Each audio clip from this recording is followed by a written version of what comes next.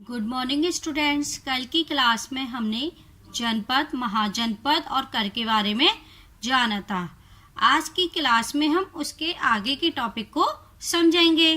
तो स्टार्ट करते हैं। सबसे पहले हम समझेंगे कृषि में परिवर्तन। क्या समझेंगे? कृषि में परिवर्तन। इस युग में कृषि के क्षेत्र में दो बड़े परिवर्तन आए। मतलब जब जनपद और महाजनपद बने थे तो कृषि के करने के तरीकों में दो तरह के बड़े बदलाव आए। हल के फाल अब लोहे के बनने लगे थे। मतलब जो हल आप लोगों ने देखा है कि किसान अपने खेत को कैसे जोतता था? हल से जोतता था। तो उसके जो नीचे के जो हल के जो दो हिस्से होते थे तो वे पहले लकड़ी के बने होते थे, लेकिन अब वे किसके बनने लगे थे? लोहे के। किसके बने लगे थे? लोहे के। क्योंकि पहले के प्राचीन काल में जो किसान हल का प्रयोग करते थे वो किसके बने होते थे? लकड़ी के, है ना। तो मतलब वो हल पूरा एक तरीके से लकड़ी का बना होता था। लेकिन अब क्या हुआ था कि जो लोहे के जो दो फाल थे वो अब किसके बने होते थे? लोहे के। अब कठोर जमीन को लकड़ी के फाल की तुलना में लोहे के फाल से आसानी से जोता जा सकता था। मतलब पहले किसानों को लकड़ी के फाल की मदद से, मतलब लकड़ी के हल से खेत को जोतना पड़ता था तो उन्हें मेहनत अधिक लगती थी। लेकिन जब से वो लोहे के फाल से बने हल का प्रयोग करने लगे तो उससे खेत को आसानी से जोता जा सकता था। इससे फसलों की उपज बढ़ गई थी। मतलब इससे जो फसलों की पैदावार बढ़ गई थी। दूसरे लोगों ने धान के पौधा का रोपण शुरू किया। और जो दूसरे शब्दों में लोगों ने जो धान के पौधा, जो धान के अनाजों के पौधों को उगाना शुरू किया। अर्थात खेतों में बीज छिड़ककर धान उपजाने के बजाय धान की पौध तैयार कर उनका रोपण शुरू किया गया। मतलब पहले लोग किसान क्या करते थे कि बीज ले आए, बाजार से खरीद ले आए और उसका छिड़काव कर दिया, फिर उसको जोत के ऐसे करते थे। ठीक है। किसी को अगर उगाना होता था तो पहले वो उसके बीज लाते थे, उनको खेतों में छिड़काव करते थे, फिर उनकी देख रेख करके उन्हें एक इस प्रक्रिया में काफी समय लग जाता था। तो लेकिन अब लोगों ने क्या करना शुरू कर दिया था? पौधों का रोपण। क्या करना कर दिया था? पौधा का रोपण करना शुरू कर दिया था। पहले वो अब उन्हें जिसका भी उगाना होता था तो वो उनको क्या करते थे? उनके पौधे को लगाते थे। अब पहले की तुलना में बहुत ज्यादा पौधे जीवित रह जाते थे। तो अब पहले ये होता था कि लोगों को जमीन क्या करनी पड़ती थी? जोतनी पड़ती थी, है ना। तो अब लोग क्या कर रहे हैं? पौधे एक तरीके से जीवित रहने लगे। अब वे जहां पर पौधे लगते थे वहां पर वे अपनी फसल को भी उगा सकते थे, इसलिए पैदावार भी ज्यादा होने लगी थी। और इससे पैदावार अधिक होने लगी। जब उन्होंने नए बदलाव किए तो उन्होंने अपनी बुद्धि का विकास किया। तो एक तरीके से तो क्या हुआ? तो वो काम जल्दी होने लगेगा, है ना, और उससे उनको फायदा भी होने लगा। इसमें कमरतोड़ परिश्रम लगता था। ये काम ज्यादातर दास, दासी तथा भूमिहीन खेतीहर मजदूर करते थे। इससे पैदावार तो ज्यादा होने लगी लेकिन ये अधिक मेहनत का काम था। तो और इस काम को अधिकतर लोग कौन करते थे? दास, दासी तथा भूमिहीन खेतीहर मजदूर। जो किसी दूसरे का खेत किराए पर लेते थे और वहां पर खेती करते थे। इतनी बात सभी को समझ में आ गई। अब हम मगध के बारे में जानेंगे। तो देखिए, लगभग 200 सालों के भीतर मगध सबसे महत्वपूर्ण जनपद बन गया था। मगध क्या था? प्राचीन भारत का पहला बड़ा राज्य था जो महत्वपूर्ण जनपद बन गया था। सब कुछ इसी जनपद के ऊपर निर्भर था। और गंगा और सोन जैसी नदियां मगध से होकर बहती थी।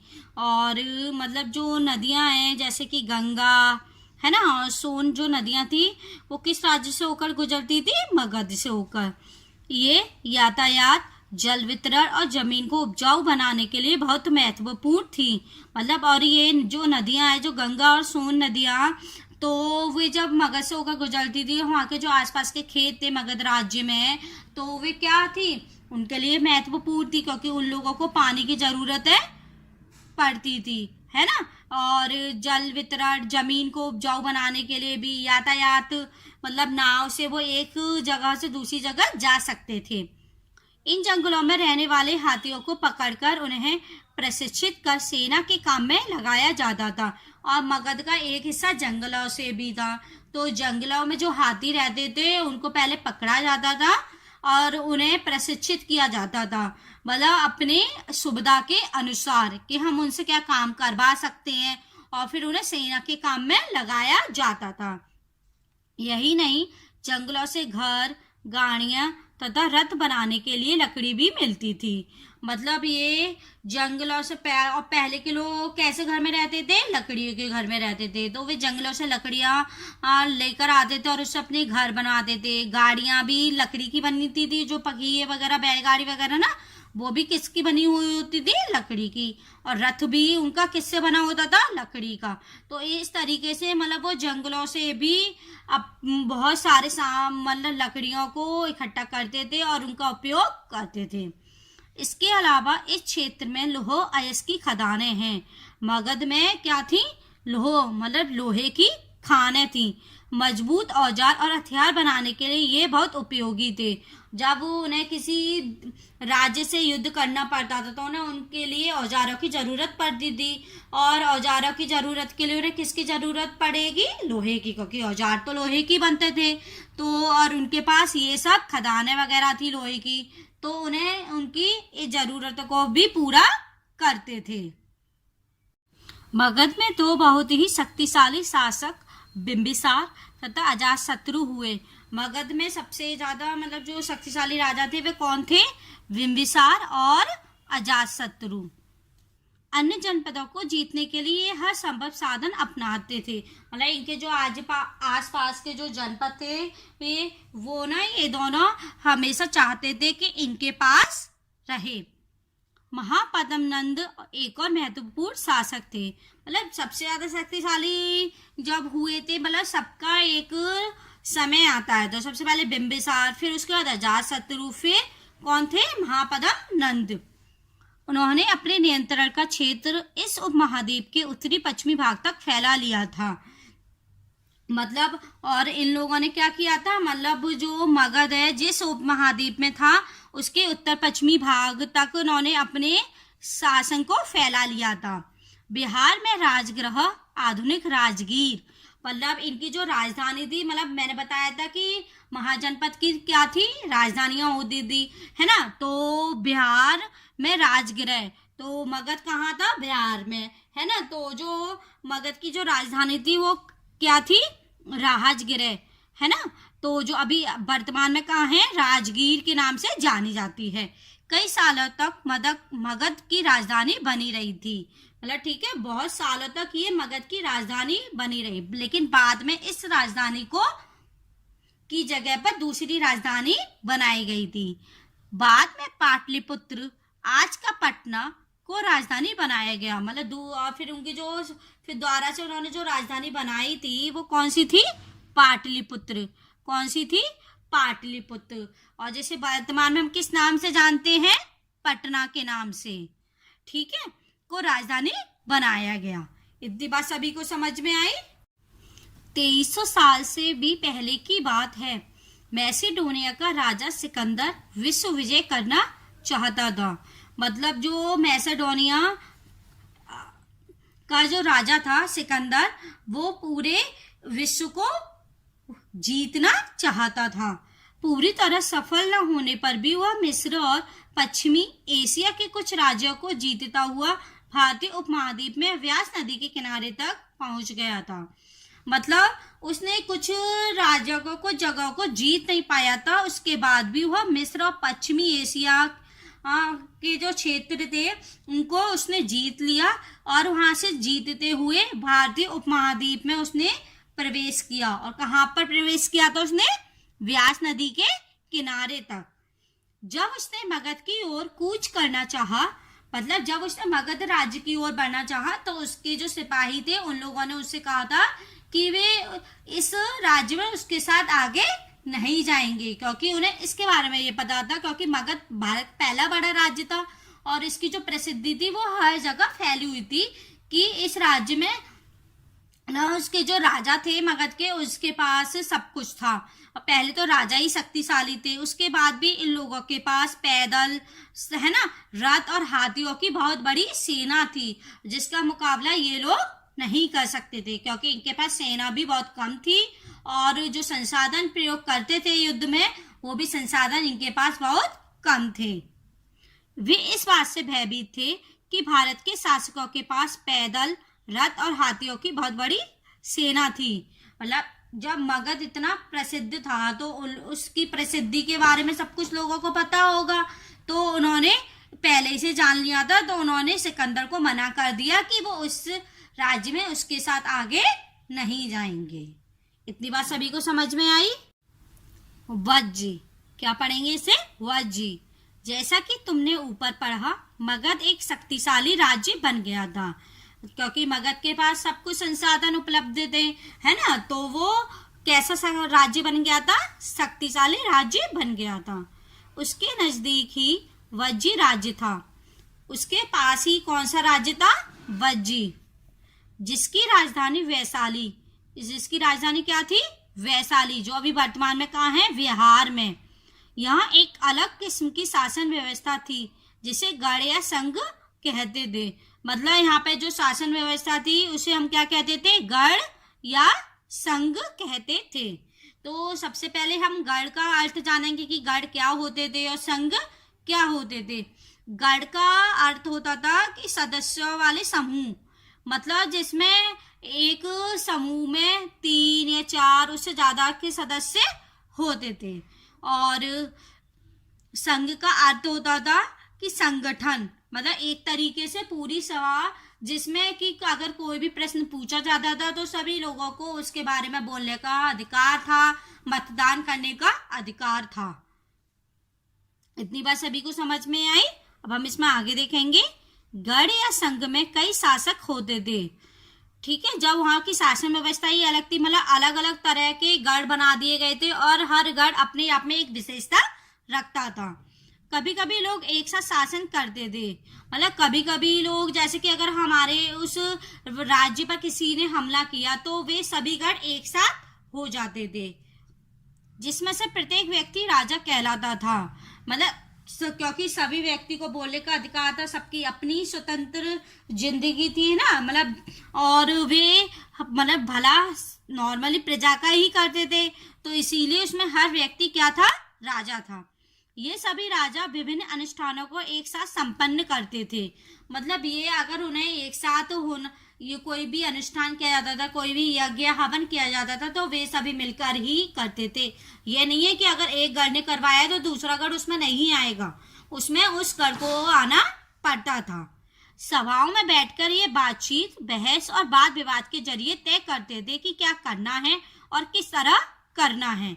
मतलब, और ये सभी गढ़, एक सभा बनाई जाती थी ना, सभा होती थी, तो उसमें ये सभी गढ़ को मतलब आमंत्रित किया जाता था, उनसे उनकी राय मांगी जाती थी, और जो सबसे सही उपाय देता था, सबसे सही सुझाव देता था, तो उसकी बात पर अमल किया जाता था। जैसे कि मतलब ये भारत है, भारत का कंट्रोल किसके हाथ में होता है? प्राइम मिनिस्टर के, है ना, मतलब प्राइम मिनिस्टर ही निर्धारण करता है ना कि क्या होना है क्या नहीं होना है ना। और लेकिन वो सलाह किससे मांगता है? अपने भारत जो प्रधानमंत्री होता है वो सलाह किससे मांगता है? सभी राज्यों के मुख्यमंत्रियों से मांगता है ना। ऐसे ये था कि मतलब यहाँ पे जो सभा होती थी उसमें सभी गढ़ के राजा उपस्थित होते थे और उन लोगों को अपना सोच या विचार रखने की आजादी होती थी, और इसका उपाय या सुझाव उन लोगों को पसंद आता था तो उस पर वो अमल करते थे। शत्रुओं के आक्रमण से निपटने के लिए वे मिलकर चर्चाएं करते थे। अभी मैंने आपको बताया था जैसे कि अगर किसी राज्य के राजा ने इस राज्य पर हमला किया है तो वे सभी लोग एक हो जाते थे और ये सोचते थे कि हमें इस समस्या से कैसे निपटना है। स्त्रियां डांस तथा कमकार इन सभाओं में हिस्सा नहीं ले सकते थे। मतलब जो स्त्रियां थी, क्योंकि पहले के जमाने में औरतों को इतना दर्जा नहीं दिया जाता था कि वे इस सभा में उपस्थित हो। दास, गुलाम वगैरह, है ना, और जो नीची श्रेणी मतलब पिछड़ी जाति के लोग होते थे, श्रमिक वगैरह होते थे, वो इस सभा में हिस्सा नहीं लेते थे। इतनी बात सभी को समझ में आई। बुद्ध तथा महावीर दोनों ही गण या संघ से संबंधित थे। मतलब क्योंकि जो भगवान बुद्ध है और भगवान महावीर हैं, इन लोगों की अलग अलग शिक्षाएं दी, तो मतलब ये एक तरीके से अलग अलग गण हो गए ना। बौद्ध साहित्य में संघ के जीवन का बहुत ही सजीव वर्णन मिलता है। मतलब जो बौद्ध साहित्य है, भगवान बुद्ध को मानने वाले थे, उसमें ना जीवन को मतलब उसमें बताया गया है कि एक व्यक्ति के जीवन कितना महत्वपूर्ण है। इसके बारे में हम किस में पढ़ेंगे? चैप्टर 6 में पढ़ेंगे। इतनी बात सभी को समझ में आई?